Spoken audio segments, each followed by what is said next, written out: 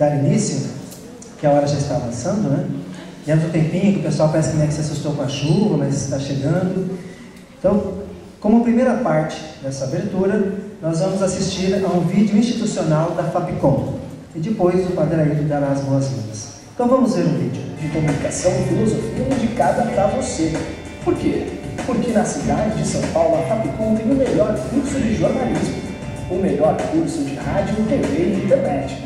Segundo lugar no curso de Relações Públicas. Oitavo lugar no curso de Publicidade e Propaganda. E curso de Filosofia aprovado pelo MEC. Conta com os cursos mais avançados de comunicação e de tecnologia.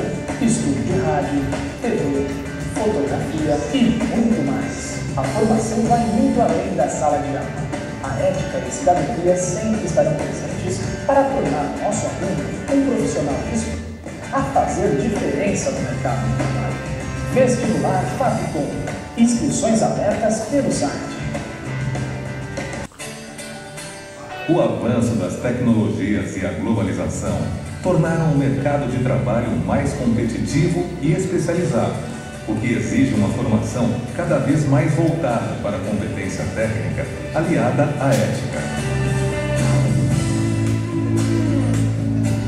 A comunicação sempre exerceu um papel fundamental na sociedade.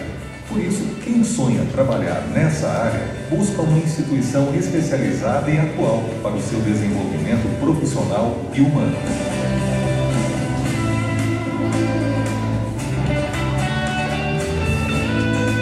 Jornalismo, para mim, é a apuração dos fatos em busca da verdade.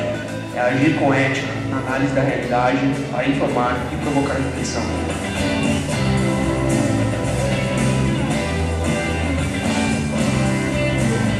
Rádio, TV e internet, para mim, é trabalhar com a produção de informação, cultura e entretenimento. É unir as novas tecnologias aos mais diferentes estilos de programas com um olhar crítico e criativo. Criar uma marca, desenvolver campanhas para lançar novos produtos, renovar perspectivas de mercado. O que me atrai na carreira de publicidade e propaganda é encontrar maneiras de despertar o interesse do consumidor, que está cada vez mais consciente e exigente.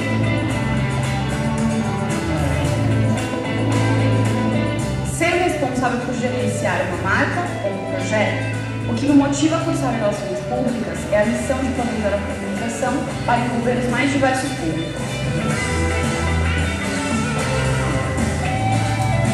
No mundo contemporâneo, o estudo da filosofia ajuda a pessoa a compreender a realidade na qual estamos inseridos. A filosofia desperta o meu questionamento e estimula a minha reflexão sobre diversos assuntos. Nós começamos a construir nossa história na comunicação e na filosofia com a Fapcom. E você? Fundada em 2005 pela Pia Sociedade de São Paulo, responsável pela editora Paulus e presente no Brasil há 80 anos, a Faculdade Paulus de Tecnologia e Comunicação tem a missão de ser referência em educação e formação nas áreas de comunicação e filosofia. Melhor curso de jornalismo. Melhor curso de rádio, TV e internet. Entre os 8 melhores cursos de publicidade e propaganda. Segundo lugar no curso de Relações Públicas. Curso de filosofia aprovado pelo MEC. Por que escolhemos a Fapcom? Pela combinação das novas tecnologias com a comunicação integrada. A Fapcom promove a formação humanística. Nossos professores são doutores, mestres e profissionais com experiência de mercado, focados em comunicação, filosofia e novas tecnologias.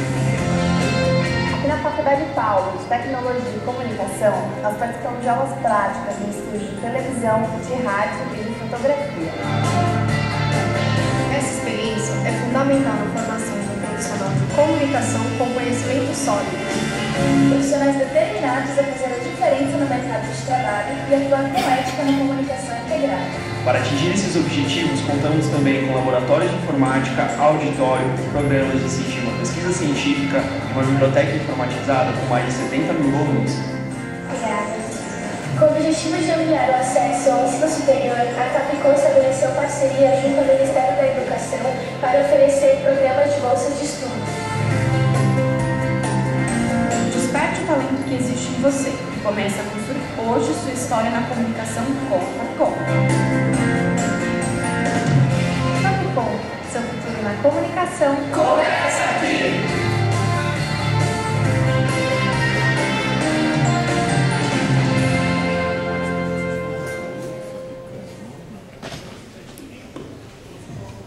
Muito bem. Então, para falar o nome da Fapcom, por favor.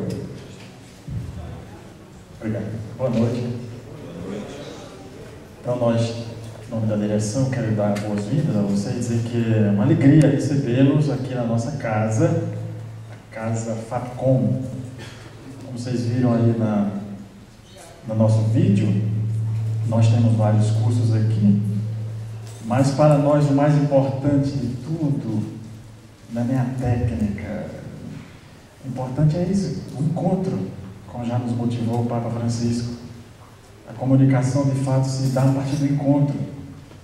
Então, nesse dia de hoje, o Café Teológico, nós desejamos a todos e a cada um boas-vindas. A Casa Fapcom está à disposição de vocês para outros encontros, quando precisarem. E esse café sirva para nós assim como um momento mesmo de convivência, de reflexão e, acima de tudo, de fazer valer aquilo que é o mais importante, que é a humanização das nossas relações. Muito obrigado e fiquem muito à vontade.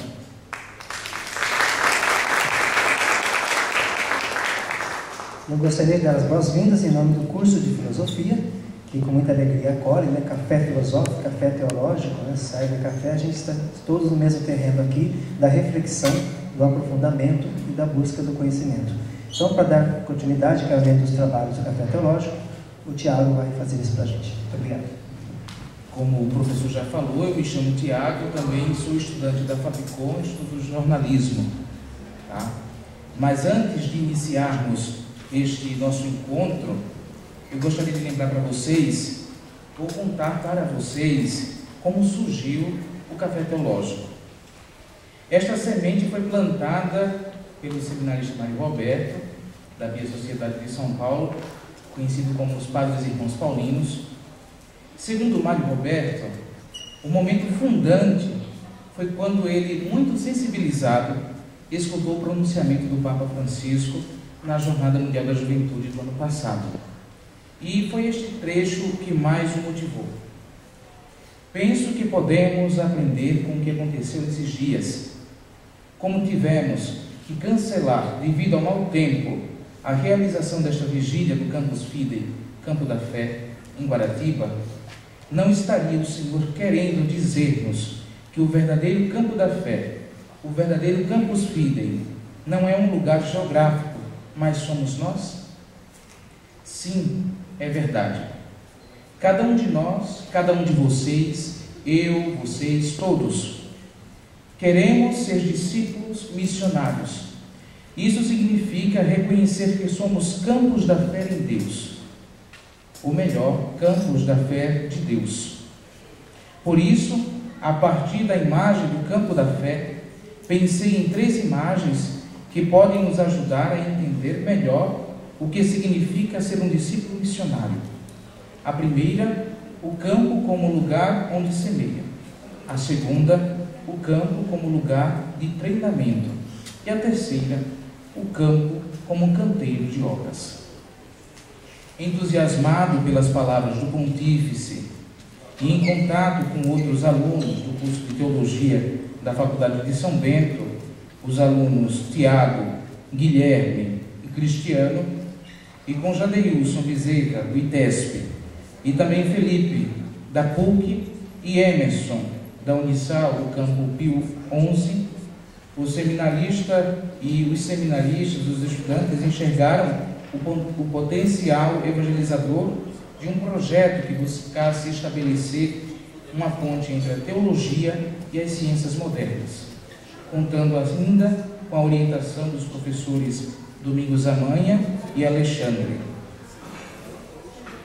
No Café Teológico de hoje, discutiremos o tema Ciberteologia, Fé e Experiência Humana no Ambiente Digital. Contamos com a presença e assessoria do professor Giovanni Vella, mestre em filosofia pela Faculdade de São Bento, graduado em filosofia pela Università La Sapienza de Roma e atualmente estuda teologia no Instituto Pio XI, aqui em São Paulo. É jornalista e professor de filosofia antiga e ética aqui da Faculdade Paulo de Tecnologia e Comunicação. Professor Giovanni, por favor.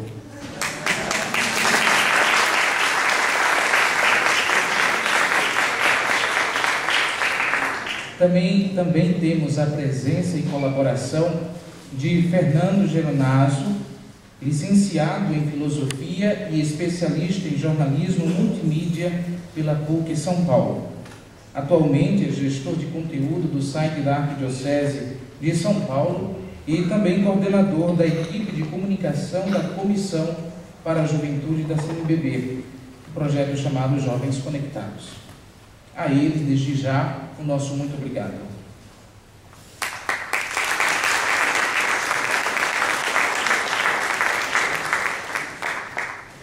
Boa noite a todos. Acho que o estilo melhor para um café teológico é exatamente aquele de ser, obviamente, quanto menos formais, e lançar provocações para que sejam recebidas e discutidas exatamente na hora. Então, são mais, vamos dizer, lanços que vamos fazer de algumas questões. Eu vou partir de uma questão que é a mais clássica que podemos ter para falar de teologia. Partimos com Agostinho, com a abertura super famosa, hiper conhecida das Confissões, quando ele começa assim. Se você pode dar um pouco mais de luz, talvez me ajudaria. Vai ser breve, né? Fique tranquilo. Grande és tu, Senhor, é sumamente louvável, grande a tua força e a tua sabedoria não tem limite. E quer louvar-te, o homem, esta parcela de tua criação, o homem carregado com sua condição mortal, carregando com o testemunho de seu pecado e com o testemunho de que resistes aos soberbos. E mesmo assim, quer louvar-te, homem, esta parcela de tua criação. Tu incitas para que sinta prazer em louvar-te. Fizeste-nos para ti inquieto este nosso coração, enquanto não repousa em ti. Dá-me, Senhor, saber e compreender qual seja o primeiro: invocar-te ou louvar-te, conhecer-te ou invocar-te. Mas quem te invocará sem te conhecer? E vai mais na frente. Quem o procura o encontra, e tendo encontrado o louvará. Que eu te busque, Senhor, invocando-te, e que eu te invoque, crendo em ti. Vou pular algumas passagens. E como invocarei o meu Deus? O meu Deus, o meu Senhor? Pois a invocá-lo eu o chamarei para dentro de mim. Há então, Senhor meu Deus, algo em mim que te possa conter, visto que sem ti nada existe daquilo que existe. Será que tudo que existe te contém? Bom, o que está procurando Agostinho? O que está procurando o primeiro pensador de síntese teológica capaz de juntar esse seu neoplatonismo com a tradição bíblica interpretada tardiamente por ele? O que está procurando? Uma visão direta de Deus?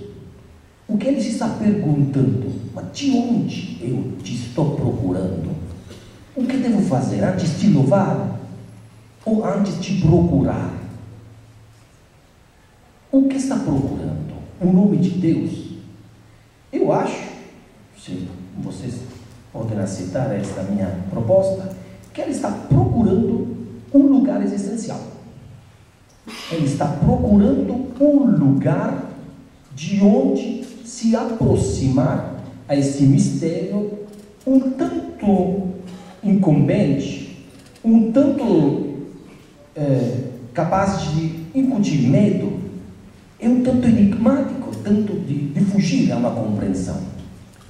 Mas ele não está procurando diretamente a face de Deus. Sendo um sábio, ele sabe que esta experiência passa pela mediação da sua experiência antropológica, que é questionável, que é aberta, é que procura é que causa essa sua inquietude. Então ele está procurando teólogo, o primeiro grande teólogo que temos grande abrangente, um lugar existencial de onde começar a procurar Deus, o seu rosto, o rosto de Deus. E agora, o que nós procuramos? Nós que começamos a gostar, a entrar na mentalidade da ciberteologia, Fernando, se não exatamente uma primeira pergunta pré-teológica, que seria esta: qual é o nosso lugar na rede? Quem somos nós quando estamos na rede? O que é o nosso ser digital, ser virtual?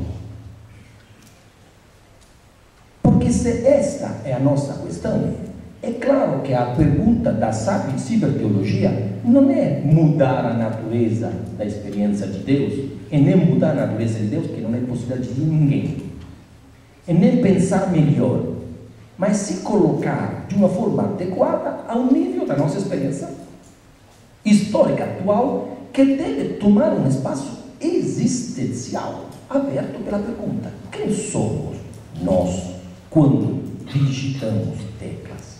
Quando somos conectados um com o outro?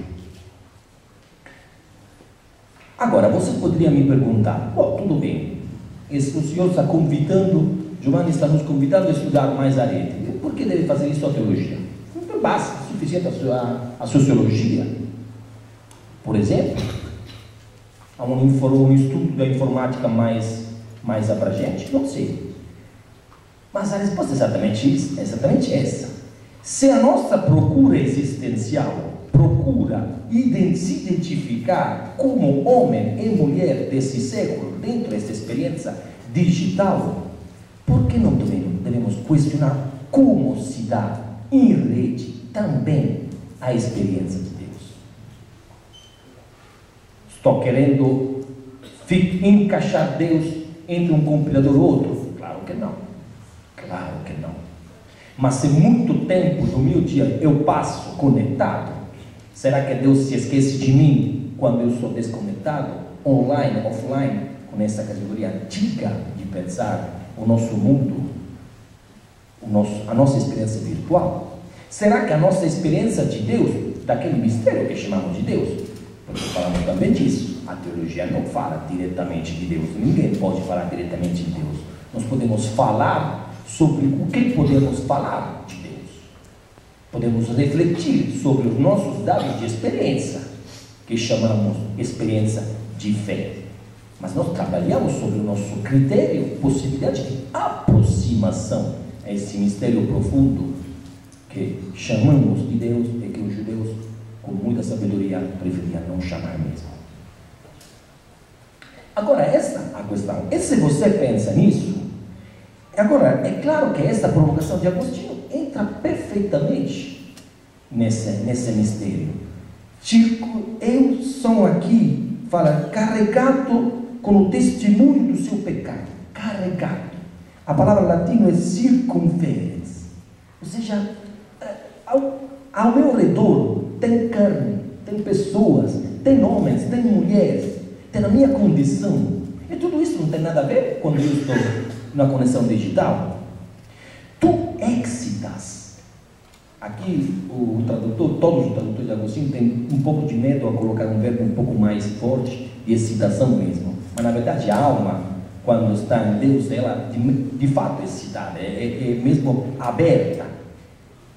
E quanto mais na rede, trabalha muito mais a nossa imaginação que a nossa mente, rigorosamente cartesiana, lógica. O mundo das imagens. O mundo das imagens. A rede é esse enorme palco de imagem, vídeo, palavras, comunidades, relações que vão, que vêm. Tudo isso é experiência daquela que, com certeza, por Agostinho, é vida da alma, que vive de imagens e de palavras simbólicas. E quanto mais são simbólicas as palavras que a gente troca na rede? São todas palavras que apontam. A palavra rede mesmo é uma grandíssima metáfora. E agora, quanto mais? Será que tudo que existe te contém? Para onde eu te estou procurando?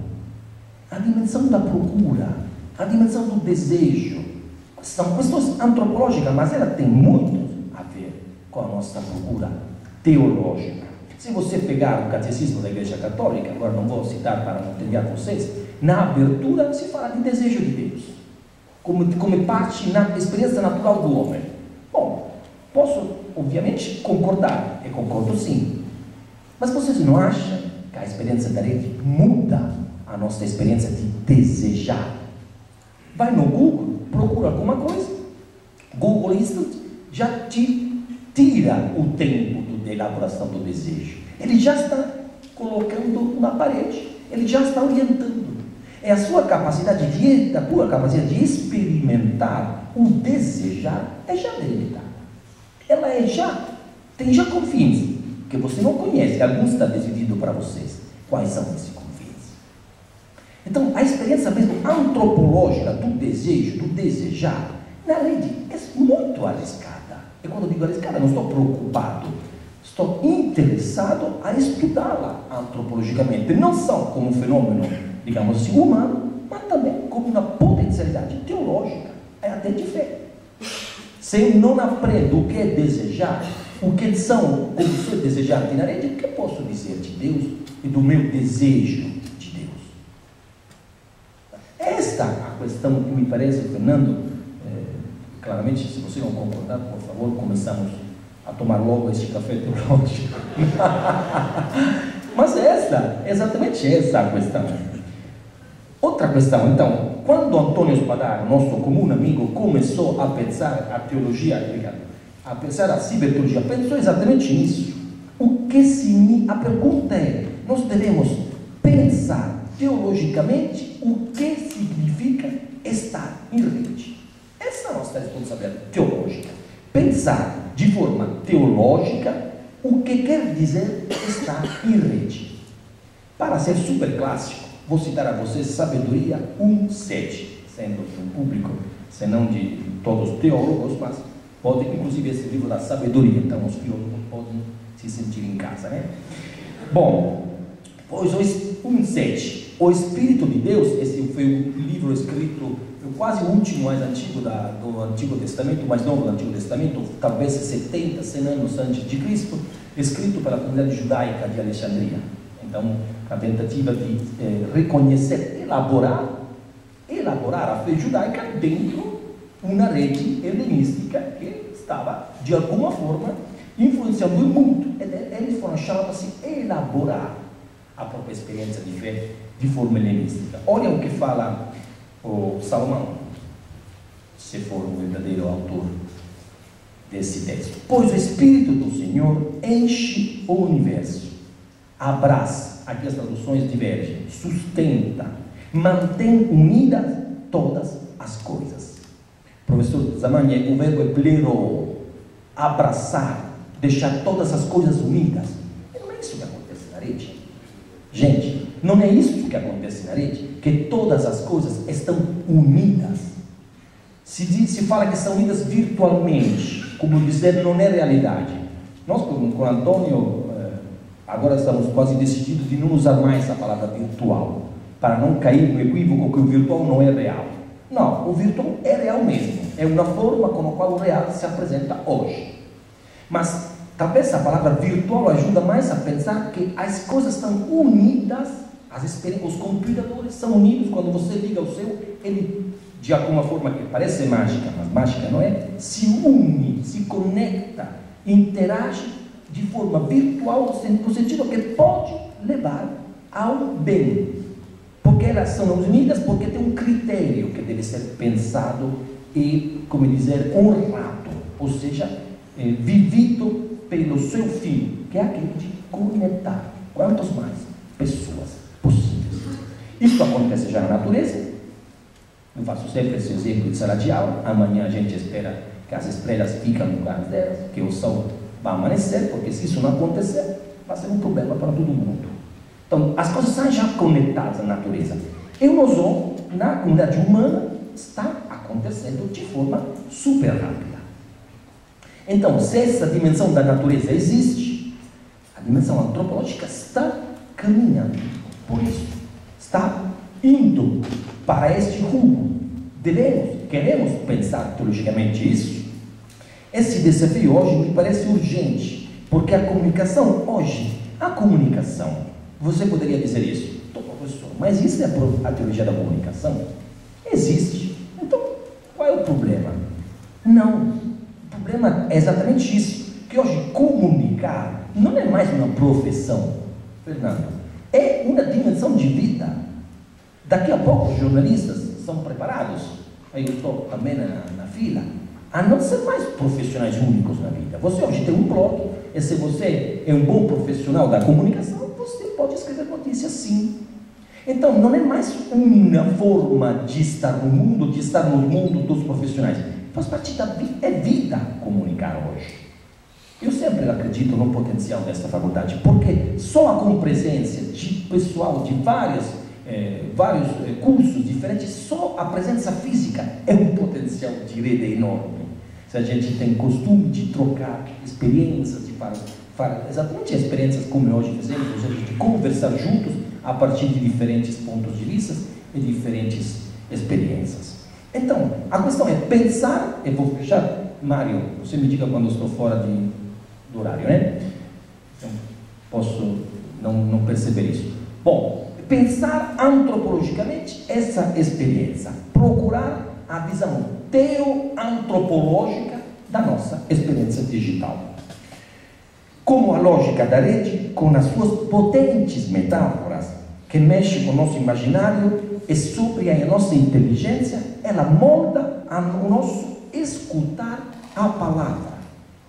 A forma como a gente escuta a palavra. Claro que devemos entender o que se entende por palavra de Deus. Não é claramente só o som que chega nos nossos ouvidos, mas são os fatos históricos que acontecem na vida, na história, no mundo, inclusive na igreja. Mas o nosso modo de perceber esta presença em fatos e eventos é virtual, acontece também na rede. Queremos pensar antropologicamente nisso? Olha as metáforas da rede. Me diga se esses verbos possam ser verbos de Agostinho ou verbos de Papa Francisco na rede. Salvar, sair, memória, cancelar, converter, justificar. Não são opções de Word isso? Não são. Cancelar, memória. Pense a questão da memória. O livro 13 das Confissões de Agostinho. Internet guarda tudo. Que bom. É bom? Não sei. Se Deus guardasse tudo o meu pecado, eu sofri. Se Deus não cancelasse de uma vez todo o meu pecado, eu estaria frito. Fernando, também você, né? Então a gente tem os dois, cyber-teólogos, né? Inclusive o mais filósofo que teólogo. Mas, entende? A questão da memória como dimensão que não esquece, a memória que não esquece nada. Que memória que é? A memória que não esquece nada. Não é uma memória, é um monstro. A memória que não esquece nada. Então, se a gente tem uma identidade virtual, informática, que não está esquecida, pode ser sempre recuperada, alguém possa sempre te lembrar, você tem um passado não tão bom assim, né? Como? Mas está lá, vai ver. Isso conforma a nossa visão antropológica. Bom,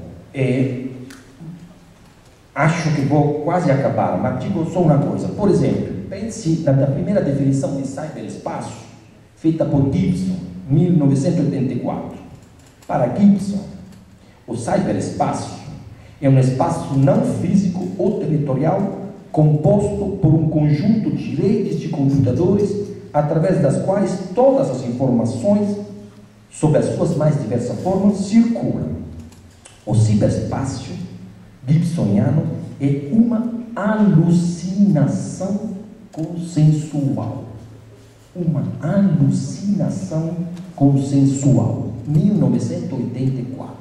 Bom, eu acho que as definições de ciberespaço mudaram, não vai ser. Mas, se isso foi o pensamento, será que nós podemos pensar um pouco mais, também de forma teológica, que a rede não é uma conexão de cabos, mas é uma conexão de pessoas, que a categoria de pessoa é uma categoria teológica, filosófica, teológica, mas é sobretudo uma categoria teológica, pela qual não somos só indivíduos e seres humanos, mas somos pessoas únicas, cada uma de nós no mundo, enquanto imagem e semelhança de Deus, que é único também.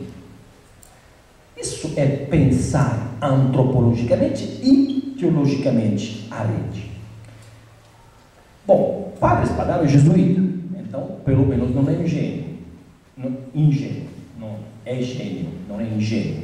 Mas na Gaudium et Spes, ao capítulo 5, os padres conciliares escreveram isso, falando das mudanças profundas dos tempos. O próprio movimento da história torna-se tão rápido que os indivíduos dificilmente o podem seguir.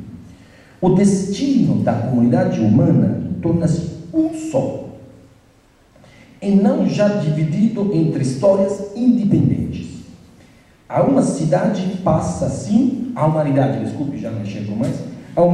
passa assim de uma concepção predominantemente estática das ordens das coisas para uma outra, preferentemente dinâmica e evolutiva.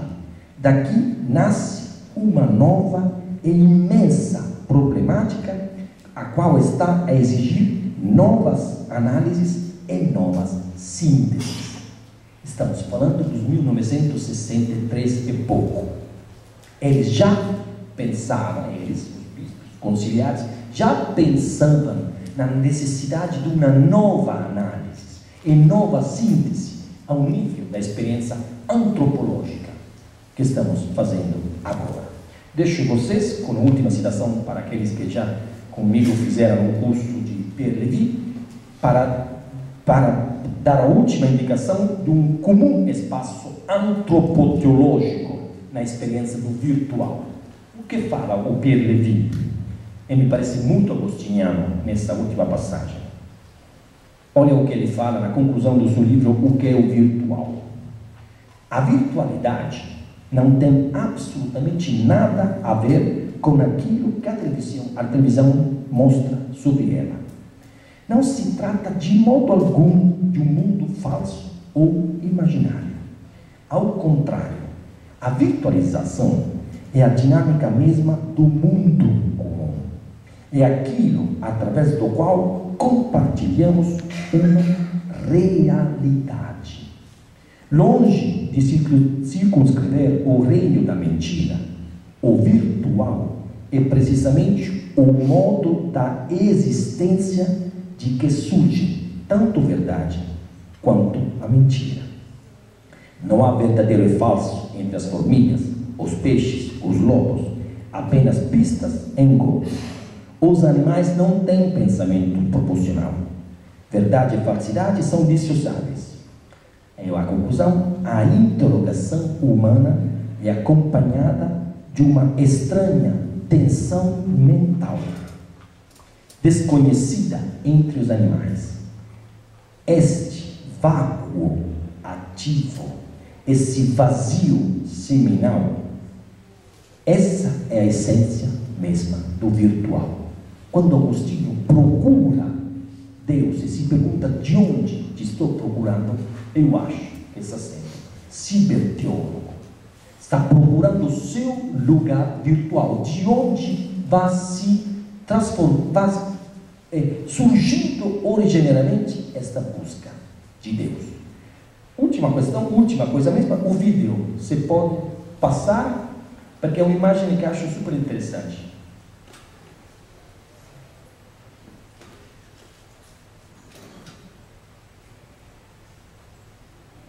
Quem são esses? Daqui a pouco dá para ver.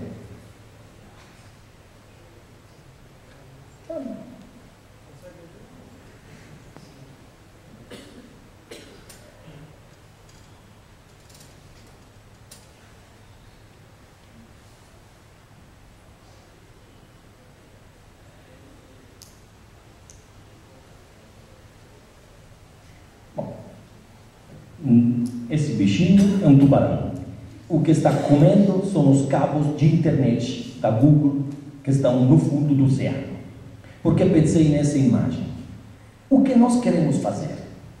Queremos pensar os nossos vínculos antropológicos profundos, virtuais no sentido de originários, que estão dentro da nossa experiência de rede, e então assumir plenamente a nossa tarefa de pensadores e de cristãos que pensam o tempo atual, ou queremos deixar os tubarões pós-modernos de comer as nossas relações antropológicas profundas dentro a grande máscara que é a rede na grande democracia, que estamos todo mundo felizes e hiperconectados? Essa é a minha provocação. Obrigado.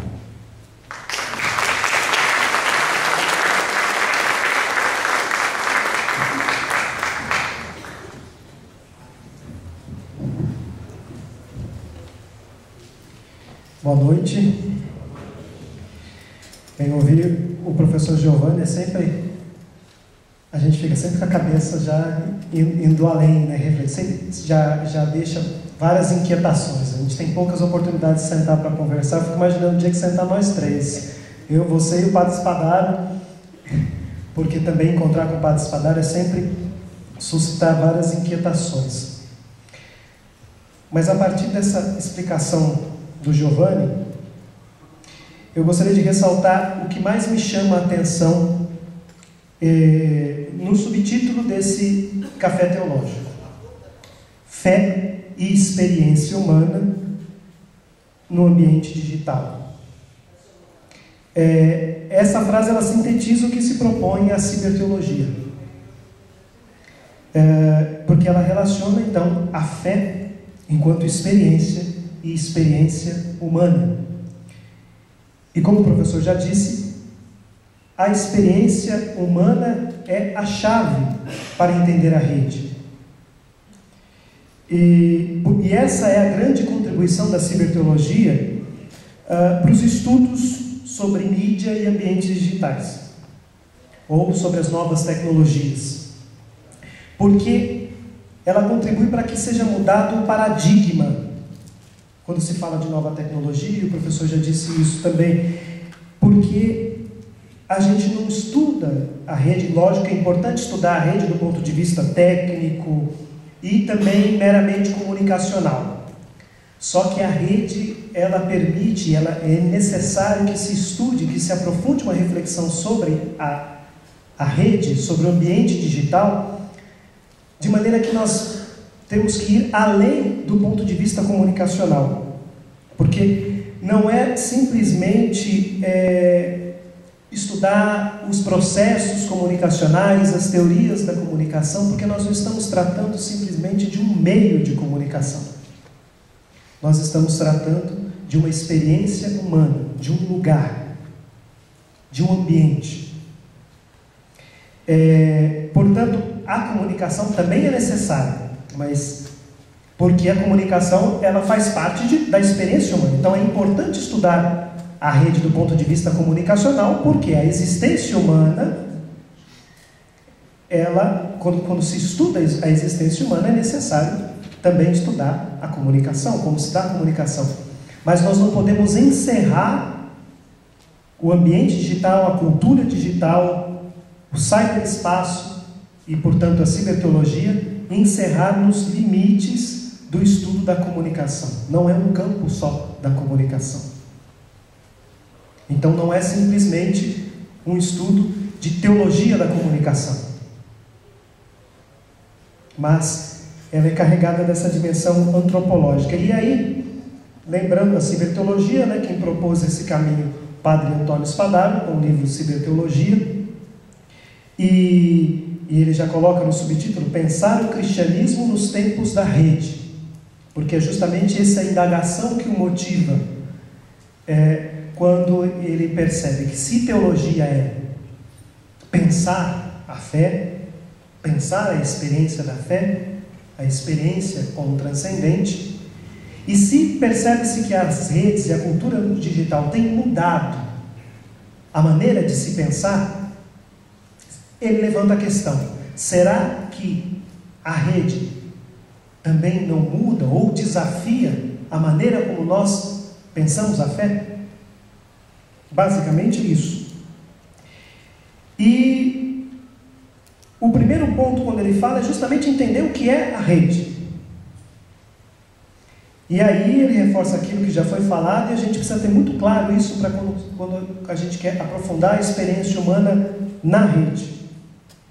A rede não é um conjunto de cabos, de modems, de fios, de computadores, mas é feita de pessoas. Uma analogia muito interessante que o Padre Antônio usa é da expressão casa em inglês. Existe house e home. House é a construção, as paredes. Home é o lar, a experiência que se vive dentro da casa, seja ela como for. A experiência da família, daquelas pessoas que estão ali. Então, os cabos, os fios, conexões e computadores são como as paredes dessa casa. A estrutura, a house. Mas a rede é a home. Porque, na verdade, nós não estamos estudando simplesmente um fenômeno, mas uma experiência, que nada mais é do que a conexão. Elemento muito presente na reflexão teológica, porque essa conexão se entende como comunhão. E é muito interessante como os próprios papas já alertaram para essa compreensão da rede quando vão falar sobre comunicação. Nas últimas mensagens de 2010 para cá, nas mensagens do Dia Mundial das Comunicações Sociais, todos os anos, é celebrado no dia da festa da solenidade da Ascensão do Senhor. Na mensagem desse ano, o Papa Francisco, deixa eu só achar aqui onde eu coloquei. O Papa Francisco ele fala sobre essa dimensão. Ele diz: a rede digital pode ser um lugar rico de humanidade, não uma rede de fios, mas de pessoas humanas.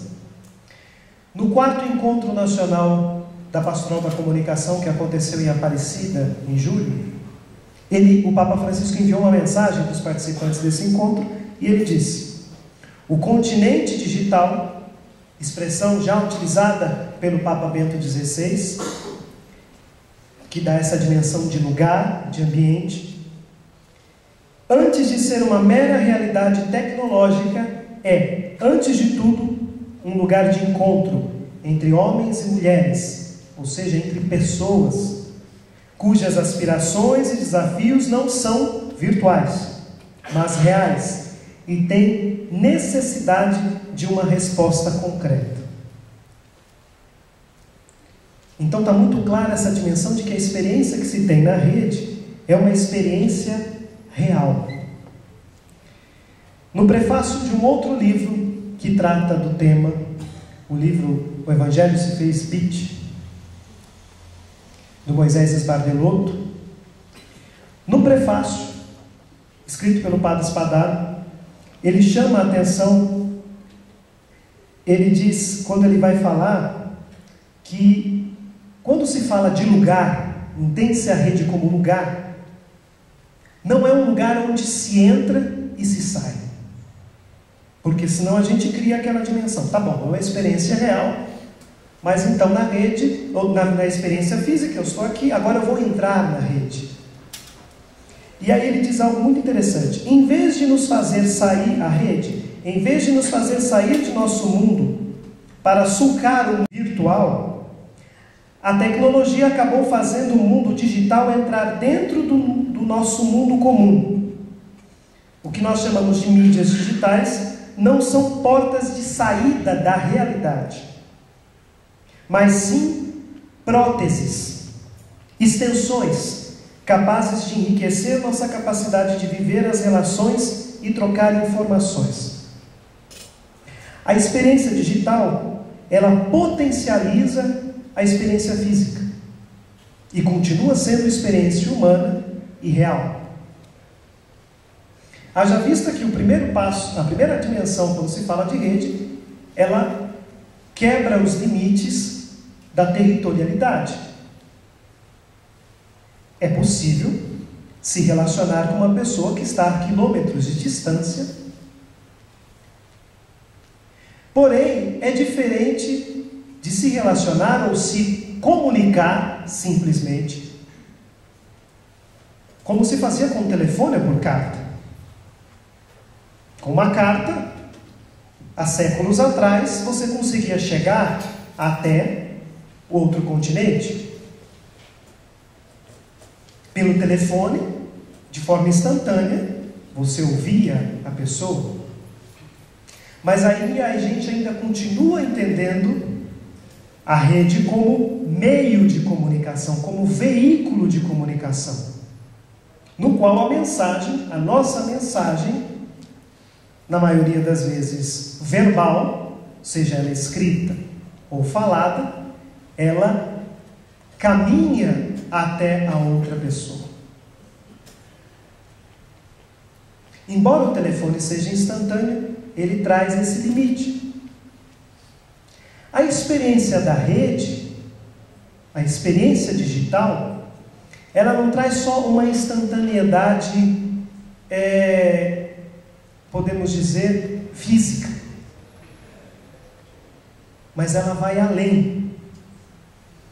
Ela transcende essa barreira.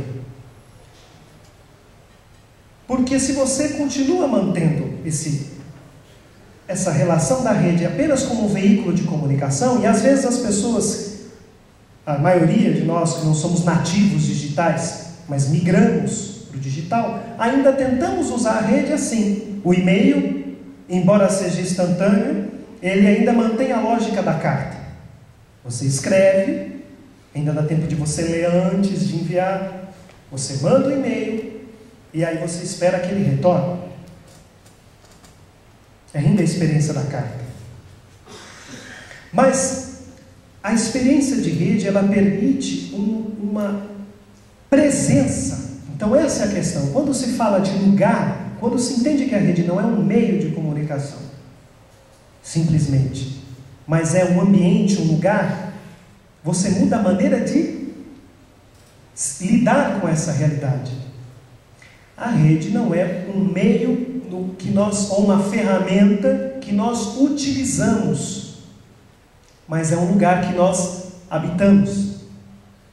E assim como na realidade física nós habitamos de diferentes maneiras, na realidade digital nós também habitamos.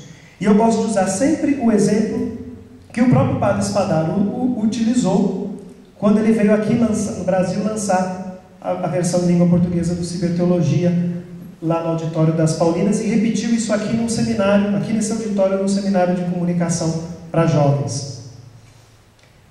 Eu conheci o Padre Spadaro em maio de 2012, quando ele veio para o primeiro seminário de jovens comunicadores em Brasília. Primeira vez que eu vi e ouvi o Padre Spadaro. Trocamos, eu adicionei ele no Facebook, ele me adicionou, um começou a seguir o outro no Twitter, isso em maio. Até novembro, nós não tínhamos trocado nenhuma mensagem. Para não dizer que nenhuma mensagem, uma DM, uma mensagem direta pelo Twitter, que ele estava vindo para o Brasil no meio do ano, para um evento na Unicinos, no Sul. E aí ele mandou, ele falou, olha, eu vou estar na Unicinos, você vai também? Eu respondi para eles, ele esqueceu que o Brasil não é tão pequeno assim, não é fácil, o Rio Grande do Sul é logo ali. A única mensagem. O resto foi, eu postava alguma coisa e ele curtia, mas pouco, eu lembro de ter visto ele curtir alguma coisa, e assim. Quando ele embarcou para vir para São Paulo, ele postou no Instagram ou no Facebook, não lembro, que estava no avião rumo ao Brasil. Eu curti. 10, 11 horas depois, nós nos encontramos. a experiência humana, nós não tínhamos, podemos dizer, a saudade que se tem quando se está à distância. Por exemplo, se tem um parente morando no Nordeste, só se fala por telefone e a saudade é grande. Nós nos abraçamos calorosamente, mas parecia que nós tínhamos nos visto de manhã. Porque tínhamos nos vistos de manhã. E depois eu comecei a contar algumas coisas. Olha, eu sei, eu vi, você postou, você compartilhou, e ele já conhecia a Regiane, minha noiva, e já curtia as fotos dela. Então isso, percebe, não é um meio de comunicação simplesmente, no qual você precisa usar os métodos antigos ou tradicionais de comunicação, de estar sempre conversando. Não se faz presente na vida do outro somente, literalmente, chateando, né? Mas o que eu posto, o que eu publico, eu estou publicando um pouco de mim, um pouco do que eu sou. E aí nessa relação eu me faço presente, assim como ele se faz presente na minha timeline, no meu feed. Essa é a experiência humana da rede, de presença. Quantas pessoas que nós temos como amigo, por exemplo no Facebook, que talvez nós nunca conversamos, mas elas estão presentes e agregam valor na nossa vida de alguma forma. Aí a gente pode entrar para um outro ponto. Então, estão supervalorizando a experiência da rede. A questão de ordem, 5 minutos. Tá. A experiência de rede, então nós, da experiência física, nós não vale mais a pena. Aí, por isso essa analogia da prótese, né, de enquanto extensão, ela vale a pena, porque ela potencializa, ela amplia, ela permite que a experiência humana que eu posso viver fisicamente, ela também possa ser vivida em certa medida com quem está distante. Haja vista que, embora o Giovanni more em São Paulo, eu tenho mais contato com o Padre Spadaro na Itália, e ele também, do que nós aqui. É fato.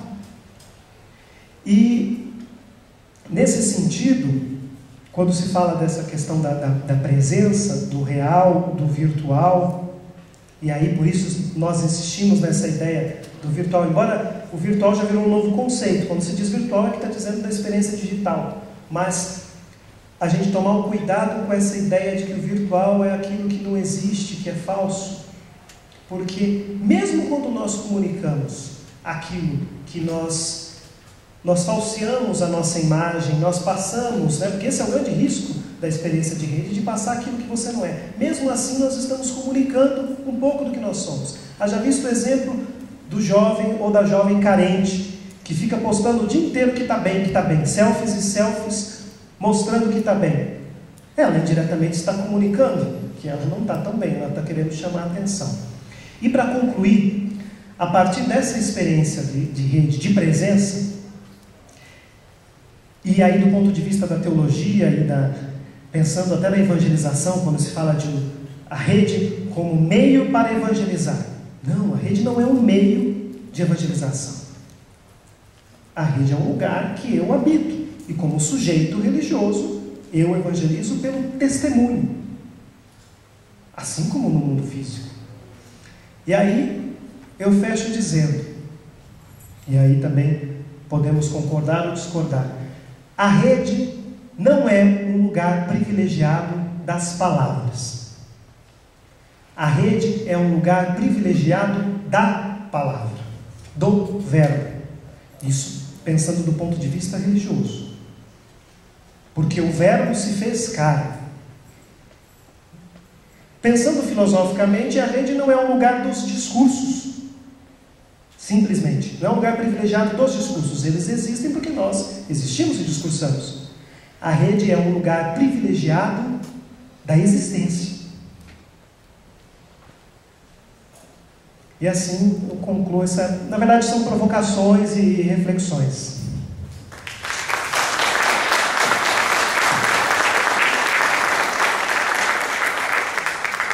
Os que desejarem fazer as perguntas, por favor, se dirijam até o microfone. microfone, porque nós estamos fazendo a gravação. Então, pode vir até aqui fazer a sua pergunta aos nossos assessores.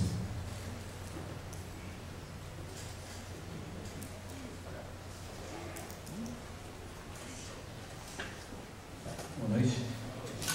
Quando escutei os dois professores falando, me senti um tanto quanto envolvido, no sentido de que eu também desenvolvo pesquisas mais no campo da pedagogia. Meu pós-doutorado foi em educação com uso de tecnologias. E vi, através desses estudos, o tanto quanto a mediação da tecnologia auxilia na construção de um novo currículo pedagógico.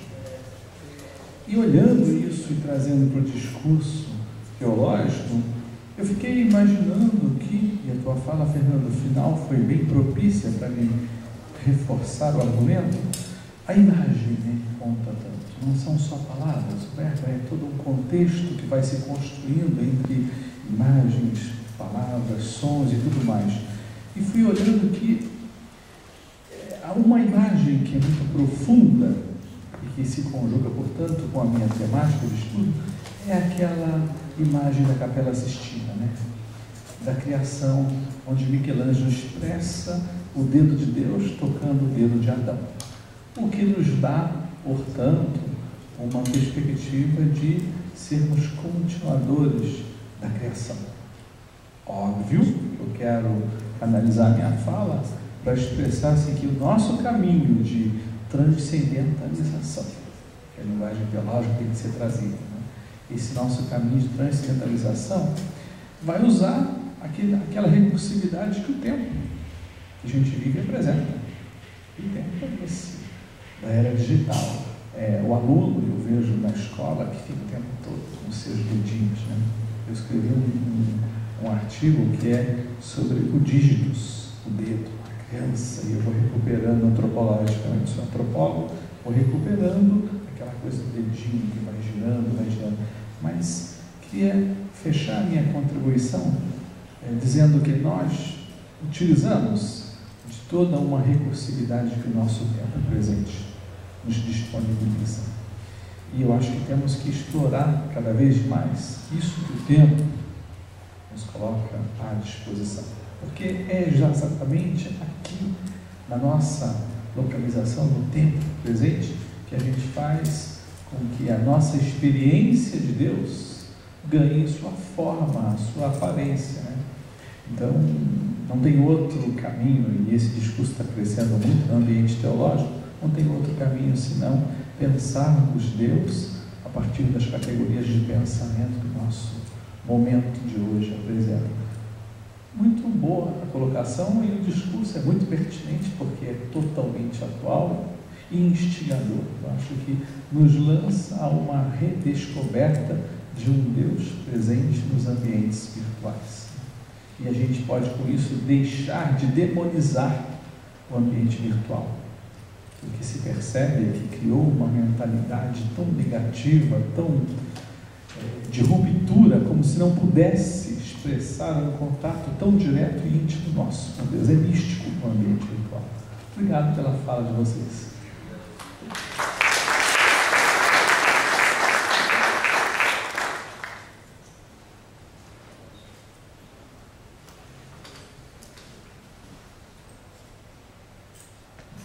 Boa noite. Eu não sei se minha voz vai sair, porque meu coração está a mil. No livro do Papa Francisco, Evangelii Gaudium, ele fala sempre da igreja sair, não da igreja ficar dentro das sacristias. Ele coloca sempre esse termo sair.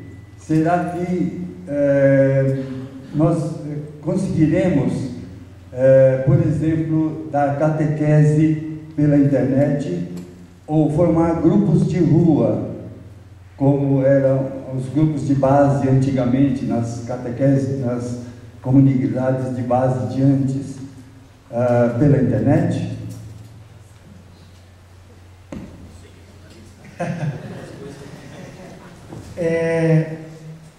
A respeito dessa pergunta, desculpa, o seu nome? Celso. realmente essa dimensão da igreja em saída e da cultura do encontro, né, que o Papa Francisco sempre reforça, a rede é um lugar privilegiado para essa experiência. Porque nós podemos transpor os limites da territorialidade. É um desafio, inclusive, para a instituição eclesiástica, porque hoje eu trabalho na Arquidiocese de São Paulo e o que a gente tenta fazer no projeto que a gente está começando agora é de viver na rede a experiência da Igreja de São Paulo na rede. E o que o grande desafio é que nós não estamos falando só com a Igreja de São Paulo, quem mora em São Paulo, mas nós estamos falando com quem está longe, distante. E aí surge um novo conceito, e quero deixar bem claro que é um conceito, não é um novo organismo da igreja, que é pastoral. Assim como se fala da pastoral urbana, né? A pastoral urbana, o conceito de pastoral urbana, ele desafia a instituição, porque hoje você não frequenta mais a paróquia em que você mora territorialmente, mas você se vincula, até pelas facilidades da realidade urbana, você se vincula à paróquia do outro lado da cidade, diferente da realidade pastoral rural, que você só pode participar daquela comunidade quando às vezes há ainda uma atividade pastoral, porque às vezes as distâncias rurais impedem. A pastoral digital, a realidade pastoral digital, ela traz isso. E nós começamos a ver iniciativas de catequeses, grupos, fóruns e até experiências parecidas com a do grupo de rua. Pode acontecer, porque a rede é um ambiente, é um espaço, é uma rua, é uma comunidade que se reúne. Quer ver um exemplo pequeno? Esses grupos que surgem, a gente sabe que dentro da realidade eclesial existem grupos de uma mentalidade mais conservadora, mais progressista, enfim. Antigamente você tinha um jovem que frequentava uma paróquia e ele não concordava com o jeito de ser igreja daquela paróquia, ele ficava isolado ali naquela realidade eclesial. Ele às vezes reclamava com o padre, mas ele era voto vencido. Às vezes, por exemplo, uma comunidade um pouco mais aberta, ele é de uma mentalidade um pouco mais tradicional, tudo. Ele se sentia isolado. Ele não mudava a realidade. Hoje, na rede, ele encontra outros jovens que vivem a mesma realidade dele ali, isolados. Eles se unem e formam uma comunidade. E fazem força. E tem força. Tem até uma página no Facebook chamada Acorda CNBB, feita por jovens, por adolescentes, e faz barulho. Por quê? Porque eles se reúnem. Então, para todas as iniciativas existem, a rede é um ambiente propício. Mas o mais interessante, e aí retomo de novo o que o padre Spadaro falou na primeira vez que ele veio falar aos jovens comunicadores, partindo daquela dimensão de ser sal da terra e luz do mundo, que é a vocação sobretudo dos leigos, mas de todos os cristãos. Nós não podemos transformar o mundo num saleiro. Então não podemos transformar a rede em uma igreja. A rede é um ambiente muito mais amplo no qual a igreja, que somos nós, pessoas, nos fazemos presentes. Então essa é a dimensão. A rede é um espaço aberto. Boa noite, obrigado pela explanação dos senhores. E eu penso que aqui tem alguns alunos da comunicação, da filosofia, e esse projeto tem o intuito de fazer um diálogo da teologia com essas ciências. E eu gostaria assim de saber dos senhores qual seria o melhor conceito para explicar o que é cyberteologia. Você está mais perto da teologia que eu.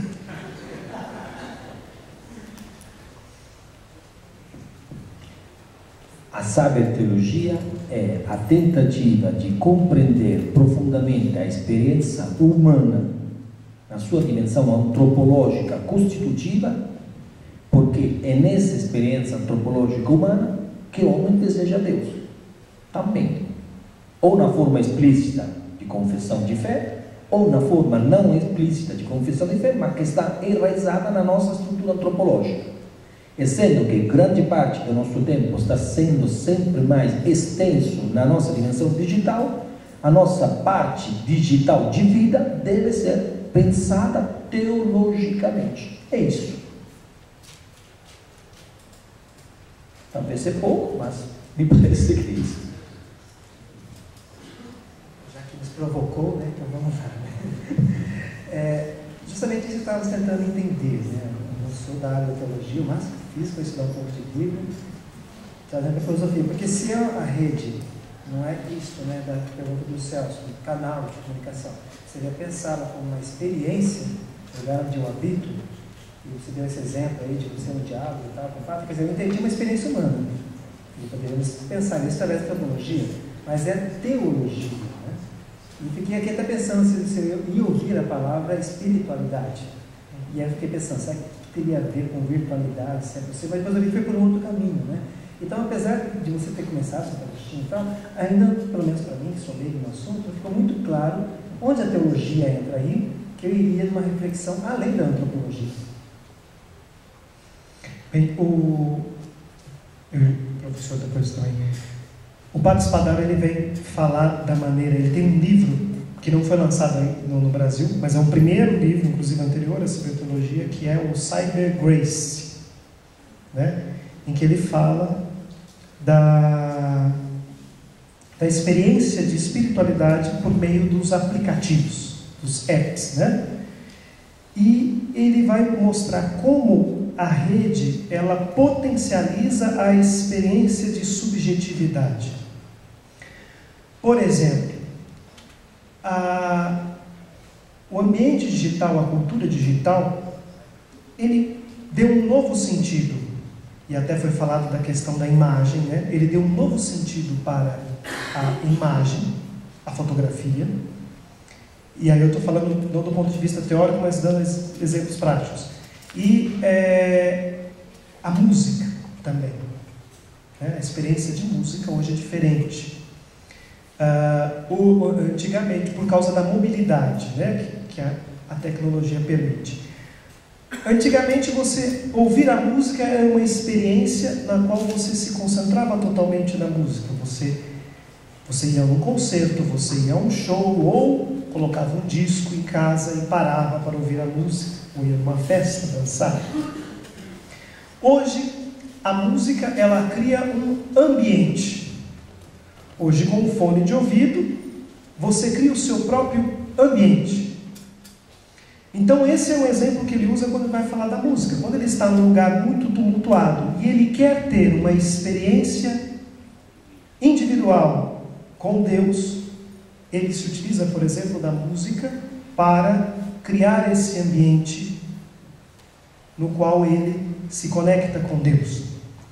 Outra experiência é a questão da foto. Primeiro, o fato que não é só espiritual, obviamente, que antigamente a foto você usava para recordar. Você tirava algumas fotos, até porque tinha um limite do filme e tudo mais. Você imprimia essas fotos, revelava essas fotos, colocava num álbum. E depois, de tempos em tempos, você olhava essas fotos para recordar. Quantas fotos nós temos hoje nos nossos celulares? E quantas a gente olha de novo? Né? A gente tem essa questão de tirar a foto para compartilhar naquele momento. Só que não basta só compartilhar a foto jornalisticamente falando. Nós usamos de filtros. E esses filtros, eles carregam a foto de uma subjetividade. Então você não compartilha a foto tal e qual a sua câmera está registrando, mas como você está vendo essa imagem. Então há uma experiência, por exemplo, que é do próprio Padre Spadaro tem, sobretudo com jesuítas dos Estados Unidos, ele comentou, não lembro exatamente o nome, de compartilhar fotos, imagens que sejam resultado de uma experiência religiosa. Detalhe, essas imagens não são religiosas. Então ele tira foto às vezes de uma quina de uma parede, de uma sombra, de uma paisagem, mas a maneira como ele filtra essa imagem, ele transmite essa subjetividade. Então 2 pontos são esses. E o outro aspecto é a dimensão, a experiência de Deus, ela passa também a partir por esse dado próprio da rede, que é o compartilhamento. O compartilhar, que é o verbo principal da rede. Você compartilha as suas experiências, as suas vivências, e você permite que as pessoas vivenciem aquilo que você está vivendo naquele momento. Hoje, uma coisa muito comum, que os padres estão aprendendo a lidar com isso, e claro, cabe também um limite. O padre está celebrando a missa e o jovem está lá, no WhatsApp. E aí, ele fica incomodado, e até um padre estava dando, no Conta Pascal estava dando esse exemplo, e ele ficou a missa inteira fazendo homilia incomodado, e julgou aquele rapaz não está prestando atenção. Depois aquele rapaz virou e disse: olha, eu estou... o que o senhor estava falando era tão bom que eu estava compartilhando, mas esse compartilhar não é só um disseminar de mensagem, mas é permitir que a pessoa participe com você, esteja, você insere a pessoa na sua experiência religiosa, né? Essa dimensão de conexão e comunhão. Obviamente não respondi, mas quis dar alguns exemplos nesse sentido. É a segunda esperança quando os estudantes da Facom, quando estão no WhatsApp de sala de aula, estão conectando textos platônicos, aristotélicos. É a minha segredíssima esperança essa.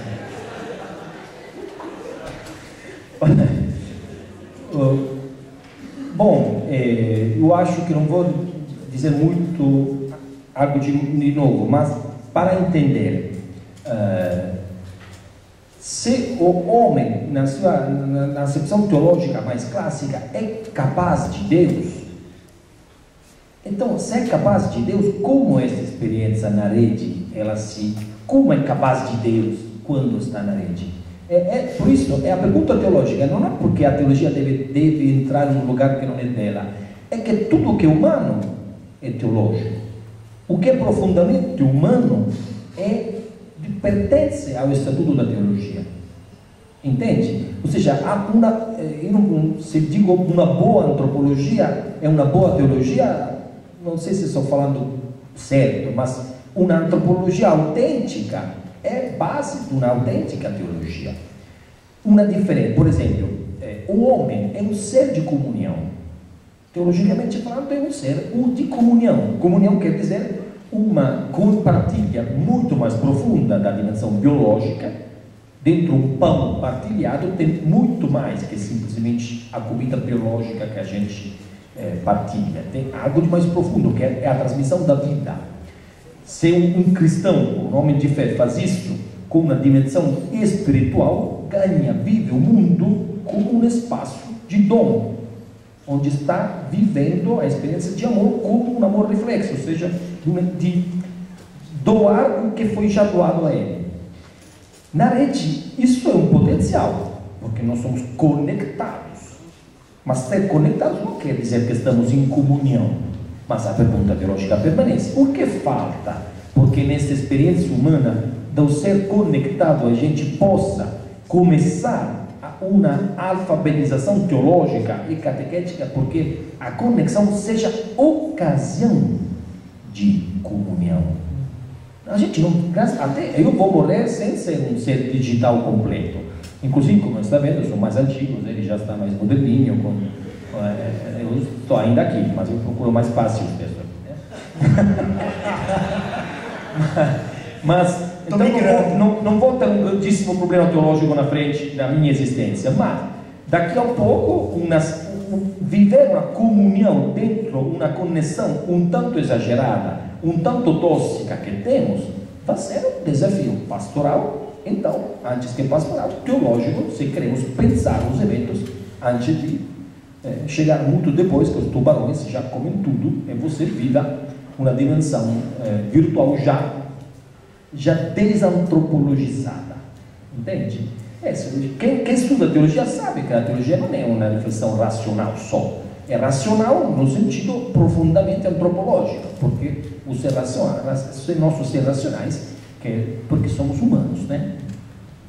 E quando se fala, só para completar, essa questão, por exemplo, da evangelização, um desafio que já se dá hoje é aquela questão, por isso que se fala não é o lugar das palavras, mas do verbo, da presença, essa dimensão que, assim como a teologia nos impulsiona, que a real experiência de fé é uma experiência humana que se dá no testemunho,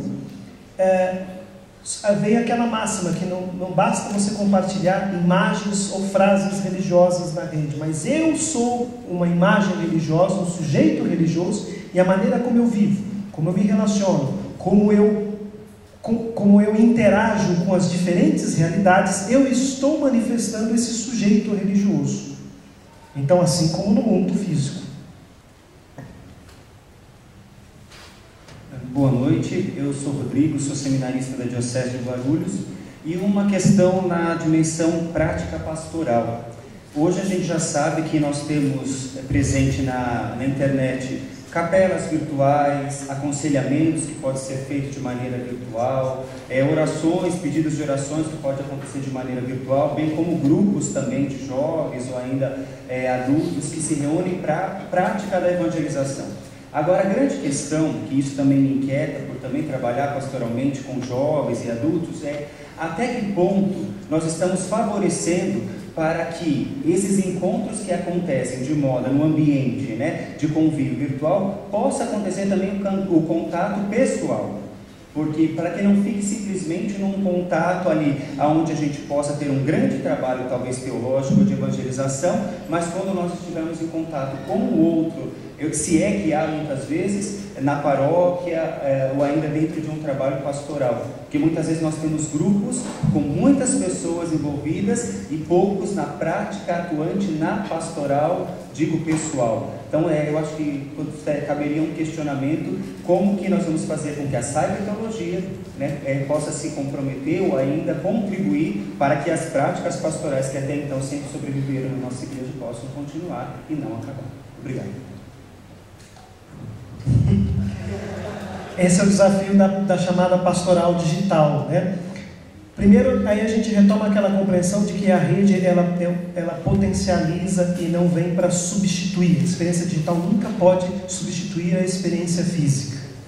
Então, o ser humano, para que haja uma existência, pressupõe essa experiência humana. E a experiência de fé, sobretudo, falando de cristãos, ela supõe essa experiência física da comunidade que se reúne, do pão que se partilha, essa experiência sensorial, porque na rede você tem alguns sentidos que você utiliza, a audição, a visão, mas você não tem, e ainda mais o cristianismo que é carregado dessa dimensão da experiência de você se alimentar de Deus, de você ter esse contato. Então, o importante que é um desafio, e por isso se propõe a ciberteologia, justamente para que se estude, e aí o seu questionamento, na verdade, ele referenda aquilo que o professor Giovanni falou no início, que é importante que a teologia se debruce na rede, porque é um desafio real, que na comunicação, quando se estuda novas comunicações, novas tecnologias, fala do engajamento, O mesmo acontece com os protestos, com as manifestações. Todo mundo curte o churrasco em Higienópolis da gente diferenciada, mas meia dúzia de pessoas vão, Então, é um desafio, como ajudar a não promover, e o Padre Antônio fala na dimensão da esquizofrenia, Essa questão de que não existe uma vida online e uma vida offline, que quando a gente faz essa dicotomia, a gente fica esquizofrênico, A gente não vive plenamente. Então, um desafio é sempre estimular a experiência, e no caso da experiência pastoral, o centro é a Eucaristia. A gente nem vai entrar nessa questão aqui quando se fala da Eucaristia, da possibilidade da Eucaristia através da rede, Mas por quê? Porque é necessário isso. Aquela experiência que eu falei com o Padre Spadaro, é importante a gente manter o contato, mas no final é preciso que haja o encontro, o abraço, A experiência de rede, ela potencializa a experiência física, jamais pode substituir, e esse é o desafio de evangelização, para engajar as pessoas.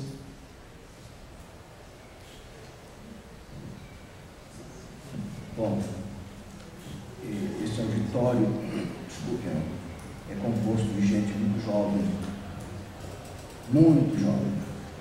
e então eu vou fazer aqui um pouquinho o papel do advogado do diabo, porque depois de algumas décadas de vivência, a gente constata que o mal, o pecado, nós estamos falando de teologia, ele é muito organizado, ele é muito invasivo. Então, eu noto um aspecto de muito otimismo no que vocês estão dizendo e compartilho, isso é muito importante. Mas a vida tem um outro lado muito sombrio. E o antropólogo, vocês estão ouvindo o que eu estou falando? O antropólogo Roberto da Mata, ontem, hoje de manhã, fizeram a ele uma pergunta sobre este senhor francês que foi decapitado, né? Se ele teria alguma coisa a comentar, etc. Ele disse: olha, eu estou engajado numa filtragem na minha mídia eletrônica. Eu não quero que a barbárie invada a minha casa. Eu estou fazendo esforço enorme para essas imagens terríveis não chegarem aos meus filhos, aos meus netos, né? Então, eu fiquei muito impressionado com a intervenção do monge. Parece que o senhor é um pedagogo. Então, será que existe uma pedagogia para, eu não vou dizer nos blindar, mas para remediar um pouco as forças hostis a Deus, que estão extremamente organizadas, que estão presentes também em todo tipo de mídia?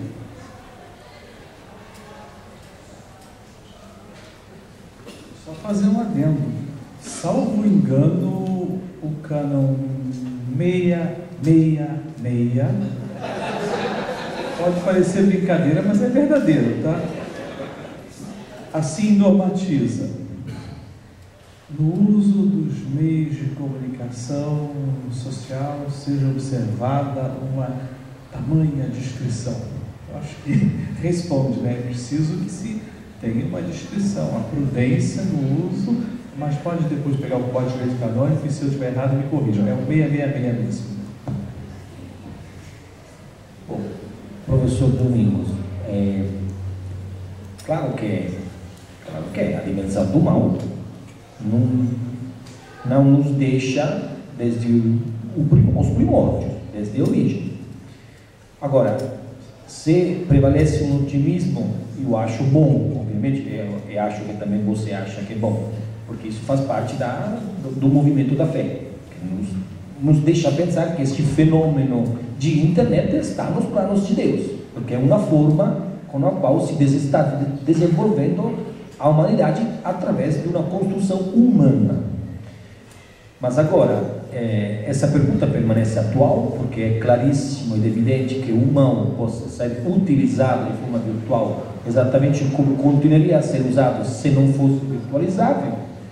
Depois de ter visto, eu não vi, me foi contado na Europa a experiência do nazismo, o que mais devo temer mais? Uma forma de nazismo mediático.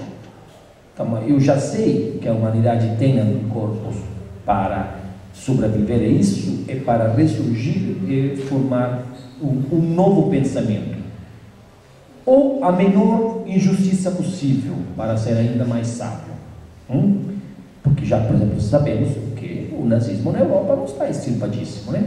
Continua a ser evocado nostalgicamente em alguns lugares insuspeitáveis da Europa. Então, quero dizer, o mal faz parte da nossa realidade humana. E seria banal pensar que a internet seria o lugar da grande virtualização democrática, da síntese do bem. Não é, claramente não é. Esse é um fenômeno humano, ele é ambíguo. Mas queremos pensar esta ambiguidade e enfrentá-la como cristãos de fé? E pensá-la mesmo? Se a rede ela rompe possíveis limites da existência e permite que possamos ir além, o ser humano, em tudo que faz parte de sua existência, ele pode ir além, ele amplia esses limites, inclusive no fazer o mal. Claro que a gente não entrou nesses pormenores aqui, até porque isso é próprio do estudo sobre a rede em si, não sobre a teologia, a ciberteologia, mas a rede, ela nos questiona sobre vários riscos. Primeiro deles, a quebra do limite entre público e privado. Isso é um fato. E as gerações nativas digitais, o monge que trabalha com educação sabe disso, como os adolescentes não têm esse limite mais que a gente ainda tem por prudência e por tradição. A questão da liberdade de expressão, que não é um problema, jamais, ainda mais para um país que viveu uma ditadura militar, mas a gente sabe que há o ônus e o bônus da liberdade de expressão. Internamente, na experiência de fé e de igreja, aquele exemplo do jovem isolado que se reúne, ele forma coro e hoje ele é capaz de incitar discursos de ódio contra o Papa Francisco, como eu vi hoje no blog. Então, a questão de que esses desafios que já existem no mundo, eles se potencializam.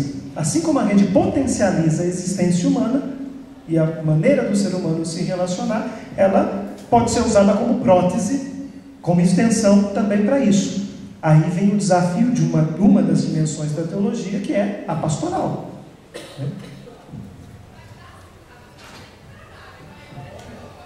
Boa noite. Observando hoje a facilidade que nós temos de olhar para a figura do Papa, para a figura da Igreja das Comunicações, e relembrando um pouco do passado, que existia uma dificuldade de toda a Igreja de compreender e de ler as bulas papais, as exortações, as encíclicas, e hoje com essa facilidade, qualquer movimento que o Papa faz, né, o mundo inteiro está sabendo, né, até que ponto, né, e eu acho que isso é uma pergunta retórica, né, o cyberespaço está facilitando, né, o diálogo interreligioso, o diálogo ecumênico, porque hoje, né, as comunidades protestantes, as outras religiões estão tendo uma visão diferente até mesmo da figura papal, porque ele está aparecendo, né, desde João Paulo II a Bento XVI, agora de forma bem expressiva com o Papa Francisco, o mundo está conhecendo verdadeiramente o que é a face da Igreja, né? Não é mais uma caricatura criada para se derrubar, mas é o fato que é a Igreja de verdade. Então, eu acredito que seja uma pergunta retórica, mas os comentários seriam pertinentes, né? Até que ponto, né, o cyberespaço está contribuindo para o diálogo ecumênico e interreligioso?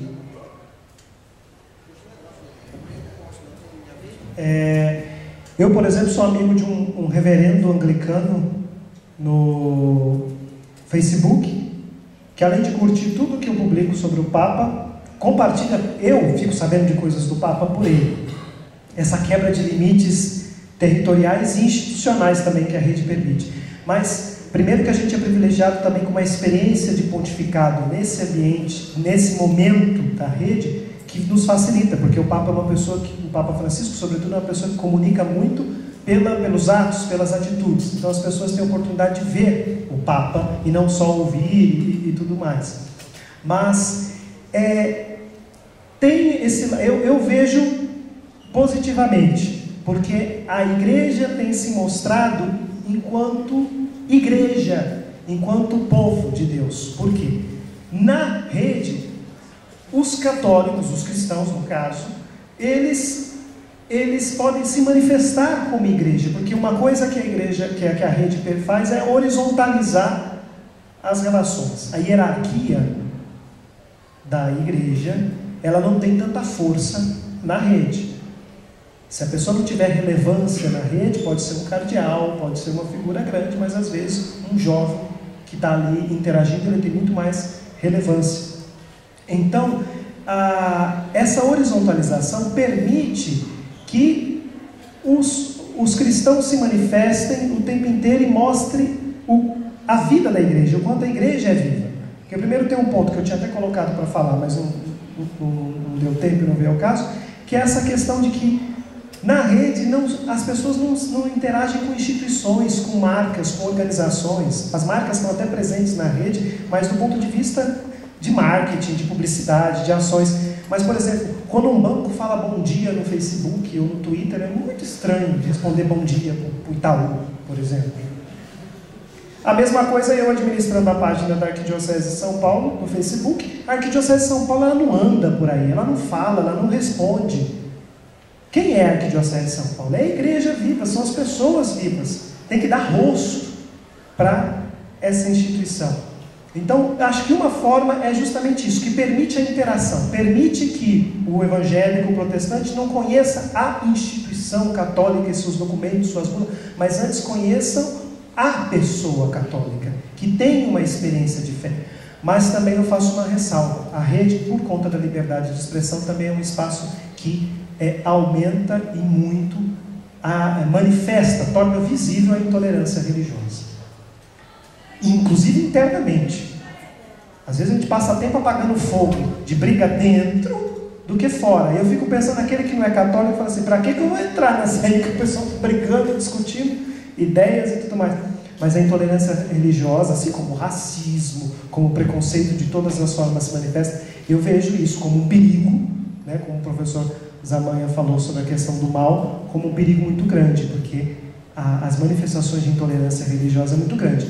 A gente postou a foto no Facebook da Arquidiocese do ato interreligioso pela paz, que os judeus, muçulmanos e cristãos realizaram na Catedral da Sé há 2 ou 3 semanas atrás, e um jovem católico comentou embaixo: o altar, o presbitério da Catedral da Sé está sendo ultrajado, um sacrilégio isso. Aí 2 ou 3 curtiram e outro comentou. Então você vê a intolerância, ou seja, se manifestando. Mas eu também vejo positivamente isso, que a gente percebe, a gente vê a manifestação dessa intolerância que às vezes era velada, né? E aí a gente sabe como tentar agir para mudar essa mentalidade.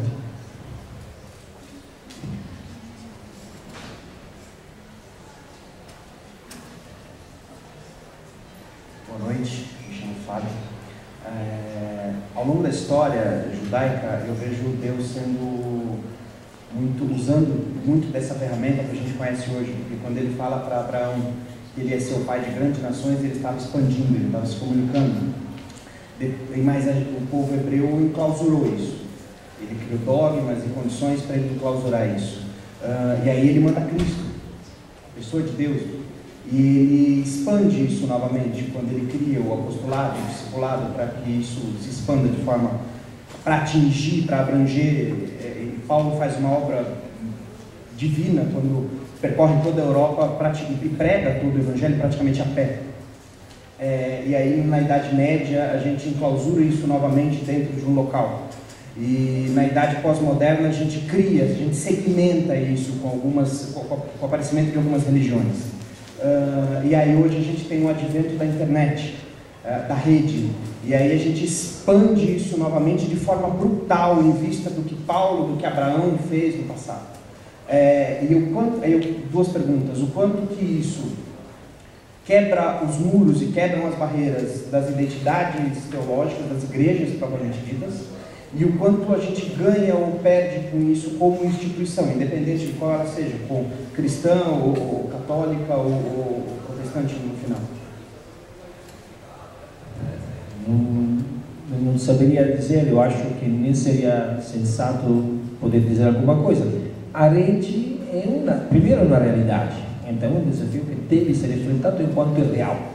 Segundo, é um lugar arriscado, e sendo um lugar arriscado porque é novo, porque é sempre novo, quem tem uma verdadeira postura de diálogo ou de abertura ou de expansão ganha um espaço autêntico. Não todo mundo tem a capacidade que tem o Papa Francisco, por exemplo, de se jogar por como ele é dentro de qualquer situação. Como fala Antônio Spadaro, ele não é que manda uma mensagem, ele mesmo é uma mensagem. É um homem que habita bem na pele dele, se percebe. Pode ser, claro, que ele é o Papa Católico, mas é uma pessoa que está bem. Já isso é uma mensagem. Mas ele já comunica a escolha de dialogar, de tirar todos os parâmetros que não são necessários, de andar com... Entende o que eu quero dizer? Depende muito da atitude com a qual você entra autenticamente nesse desafio que é a rede. Até queria dizer, haver um diálogo interreligioso depende muito de como você é autêntico e acredita que a rede ser vivida e pensada de forma antropologicamente correta, talvez ela te mostra a tua verdadeira identidade. Se você a usa instrumentalmente, é claro que te manda uma imagem perversa. Eu não saberia dizer muito mais do que isso, entende? Porque, bom... E a rede passa por ondas também, né? Porque quando a gente fala em rede hoje, a gente consegue visualizar o quê? O Facebook, basicamente, o Instagram, talvez o Twitter, com seus altos e baixos. Mas hoje acontece um novo fenômeno da rede, que é das redes sociais pessoais, segmentadas, que se dá, por exemplo, com ferramentas como o WhatsApp. Você vê a nova geração, os adolescentes que deixam o Facebook, até porque os pais e avós estão entrando no Facebook. Então os adolescentes não querem compartilhar. E eles entram nesses pequenos grupos e formam suas próprias redes. E que tem um detalhe, embora tenha aquela questão tecnológica de que haja monitoramento e tudo mais, não são redes públicas, né? Porque a ferramenta é uma ferramenta, e é muito um dado interessante que ela foi criada enquanto ferramenta de mensagem. Não foi criada para ser rede, não foi criada como um site de relacionamentos. Mas as pessoas, a prova de que a rede é relação humana e não um conjunto de cabos, as pessoas transformaram aquela ferramenta de comunicação em rede, em experiência de rede. Então, a gente também não sabe do ponto de vista histórico da própria rede, qual vai ser o passo seguinte da própria rede. Então, o desafio da instituição religiosa também é muito grande, porque quando a gente estiver pronto para evangelizar no Facebook, o Facebook já está ultrapassado. Fernando, sim, na minha cabeça, por exemplo, a experiência de Second Life. Você lembra que uma das reflexões que Antônio justamente nos ajudou a pensar?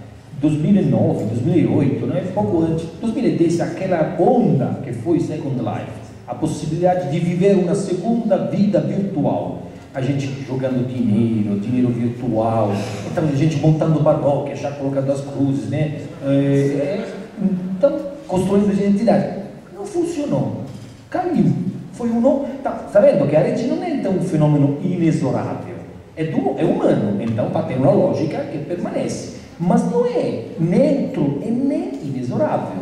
Não funcionou, não pegou, não rolou. Por quê?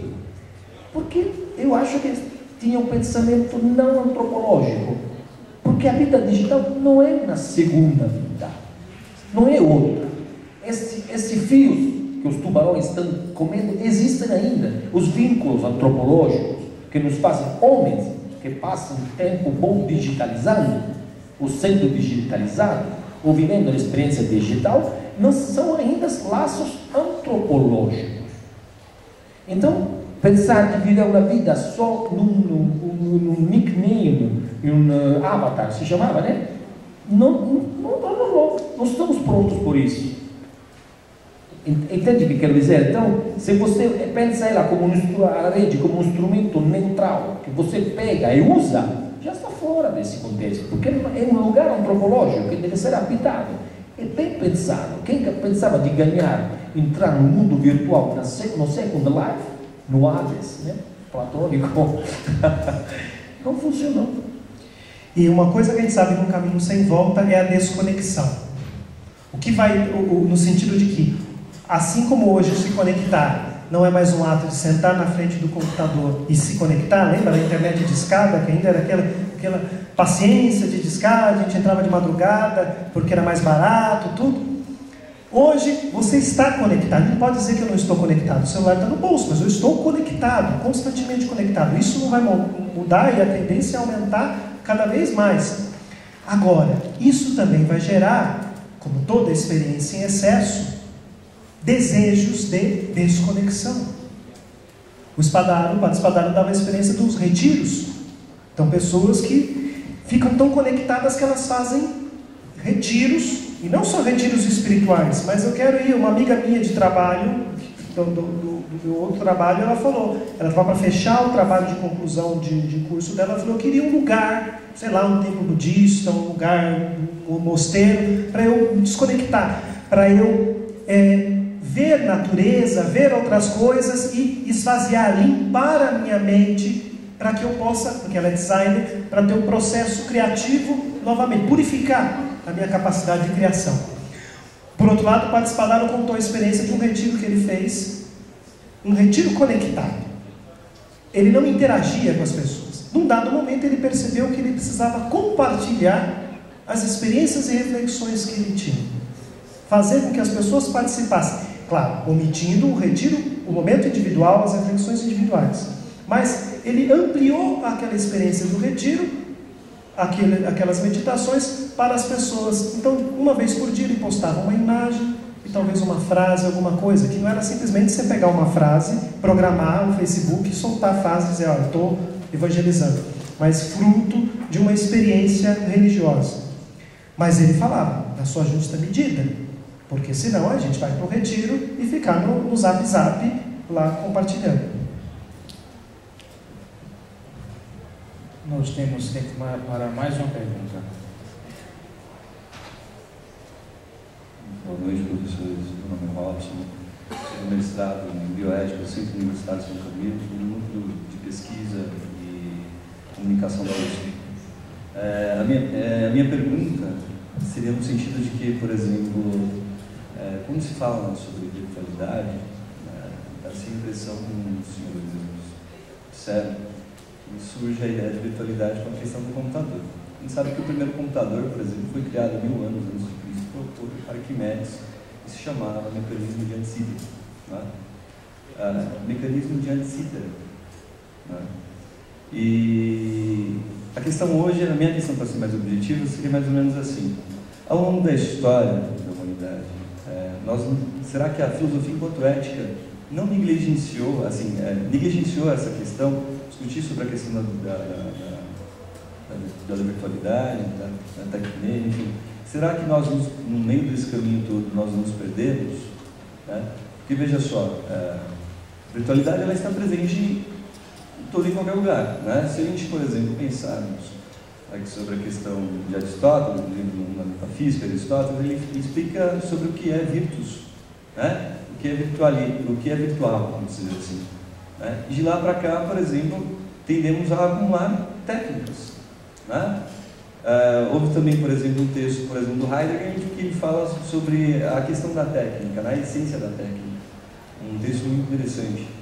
Então eu penso que, assim, será que não a filosofia enquanto ética deixou discutir essas questões? A gente talvez tenha se portado contra as questões que não fossem tão importantes tanto quanto, mas, assim, será que essa questão a gente deixou um pouco a desejar? E aí isso implica em pensar em uma outra coisa. Por que isso agora é importante para a gente e não foi antes?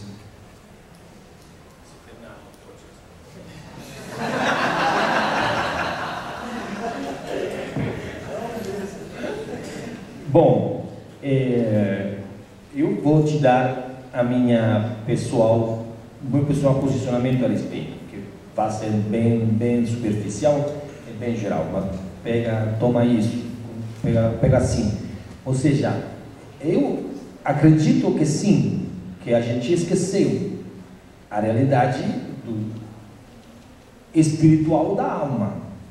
A alma como sujeito não cartesiano da totalidade do indivíduo, que no mundo grego não era considerada pessoa, que vivia uma sua experiência autêntica de autoconhecimento que era relatado ao ordem superior do seu ser corpóreo, que é o seu ser virtual. A alma é um ser virtual. Claro que vou ser bem geral agora, não estou em condição de poder articular mais esse pensamento, mas é claro que o desenvolvimento da Idade Moderna com o mundo cartesiano, eu uso uma fórmula bem geral, é claro que essa dimensão de ser conectada a uma ordem espiritual entre o sujeito que conhece a alma, que na verdade reconhece o seu posicionamento na ordem superior, foi vertido, desviou. Então, essa vocação, por isso eu estaria muito interessado eu falei isso a Antônio, ele falou, mas devemos estudar isso, a dimensão ontológica da alma no mundo virtual. Porque se você pensa a alma como algo direticamente distinto do corpo, como foi pensado no mundo grego, o que acontece à alma na visão? Como podemos pensar a alma na relação entre virtual, onde o relacionamento entre corpos não acontece mais? Então essa distinção radical de fato se perde, porque não são corpos que vão comunicando-se na relação digital, são desejos de alguma forma tecnologizados, não tem impacto emocional corpóreo. Então, a alma como se desenvolve? Como podemos pensar uma experiência platônica no mundo digital? Esse seria um bom trabalho de TCC. Entende? Porque quando falo de alma, falo de uma experiência estrutural de desejo, onde a virtualidade é praticamente um desejo ordenado, que tem uma sua consequencialidade que se eventualiza em cada passo. Isso é a grande experiência, a grande proposta de Pierre Levy, que o virtual é algo que eventualiza o ontológico, ou seja, são as condições que estão acontecendo que permite a transformação das coisas no ciclo de geração e corrupção. Então, eu acho que perdemos sim. E me parece que a internet está nos perguntando se a nossa vocação de ser todos conectados é de fato uma pergunta. Bom, eu, de forma platônica, diria, então, a realidade da alma, será que volta a ser atual? E tem correntes psicológicas, de James Hillman, de alguns psicanalistas, sobretudo jungianos, que estão avaliando novamente a dimensão psicológica fundamental da alma. Essa, quem me conhece sabe, é o meu posicionamento muito pessoal.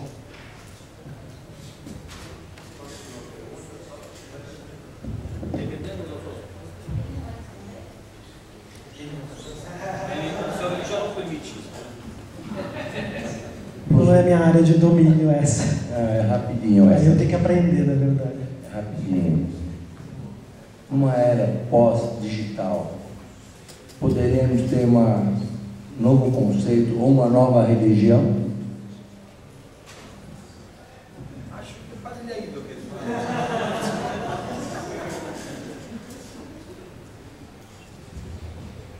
Agora, eu permaneço bem encaixado sobre uma distinção que não vou fazer agora entre antropologia e teologia. Eu acredito que a teologia, na sua fundamentação mais profunda, é uma antropologia autêntica.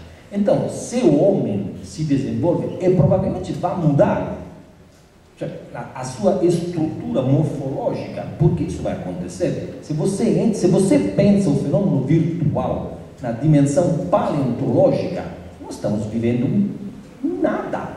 São os últimos segundos de evolução do universo no qual a história humana está escrita. Então, nós pensamos em internet como algo de absurdo, mas Pirelli, por exemplo, absurdamente novo, absurdamente, como dizer, atual, que muda todos os paradigmas, mas Pirelli te convida a pensar, olha, que quando nasceu o alfabeto, foi a mesma coisa, foi a mesma revolução, o telefone foi a mesma revolução. Então, de fato, são seres gradativamente virtuais. Então, uma nova religião, eu não saberia dizer, mas com certeza uma experiência humana diferente dessa, isso. Já a nossa estrutura anatômica, a gente passa sempre mais tempo sentado e muito menos tempo de pé. Isso daqui a, não digo a semana que vem, mas talvez milênios, vai mudar a sua conformação anatômica. Vamos orar Deus de forma diferente? Eu não sei, Padre, aí, desculpe a pergunta, mas eu não sei. Então, nós agradecemos a todos vocês pela presença e também agradecemos aos nossos professores, ao professor Giovanni Vella e também ao Fernando, e pedimos que vocês curtam a página do Café Teológico para que vocês acompanhem onde será o próximo, não é isso? E vejam as novidades, as postagens lá na página no Facebook também. O Mário Roberto quer dar um recado. Então, em nome da equipe do Café Teológico, nós agradecemos a presença de vocês, né, porque mais do que virtual foi real pela presença de vocês, né? Nós esperamos que tenha contribuído de alguma forma com a filosofia e com os cursos de comunicação e esperamos agora essa interatividade na nossa fanpage, né? A gente convidou alguns alunos aí do curso de jornalismo que escrevessem algum texto como percepção desse evento, que nós iremos publicar lá na fanpage e com isso divulgar mais, né? E fica, Padre Ailton, nosso agradecimento também à Fapcom por ter nos aberto as portas, ao professor Luiz, né, por todo o apoio, por toda a interatividade e principalmente a vocês que compareceram e aos professores Domingos Amanha, ao professor Alexandre, que são orientadores do projeto, ao Ministério Jovem que fez a filmagem. Muito obrigado pela presença, acompanhe a fanpage que vocês vão ver que terá muito café ainda por aí, café com fé, viu? Muito obrigado e boa noite. Obrigado.